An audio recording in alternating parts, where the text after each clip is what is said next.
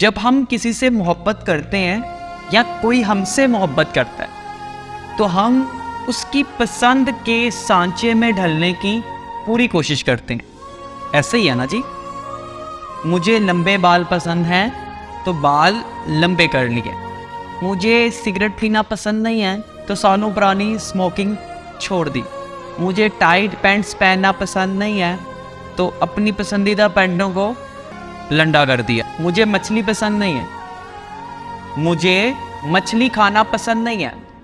تو شوق سے کھائی اور پکائی جانے والی مچھلی پکانا چھوڑ دی۔ اور ایسی بہت سی چیزیں ہیں جس میں صحیح اور غلط ہم نہیں دیکھتے،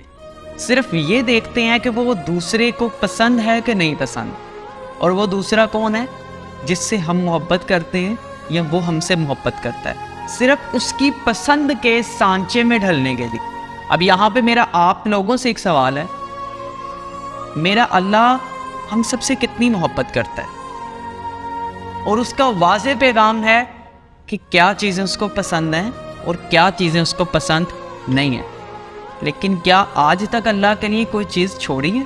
صرف اپنے ذہن میں یہ سوچ کے کہ اللہ کو یہ پسند نہیں ہے چھوڑ دو؟ کیا اللہ کی پسند کے سانچے میں ڈھلنے کی کوشش کی ہے تم نے؟ کیا تم نے کبھی یہ سوچ کے جھوٹ بولنا چھوڑا ہے کہ اللہ کو ناپسند ہے؟ کیا تم نے یہ سوچ کر کسی کو دھوکہ دینا چھوڑا ہے کہ میرا اللہ اس سے ناراض ہوتا ہے؟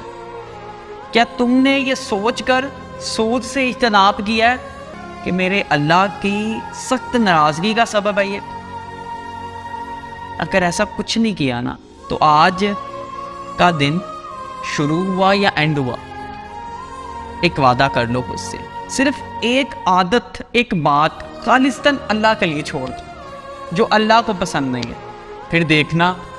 جو تم اکثر رات میں کانوں میں ہینڈ فری لگا کر سوچتے ہو نا کہ میں کتنا بے سکون ہوں، تمہیں اس کا جواب بھی ملے گا، کھلی آنکھوں سے اس کا جواب بھی ملے گا۔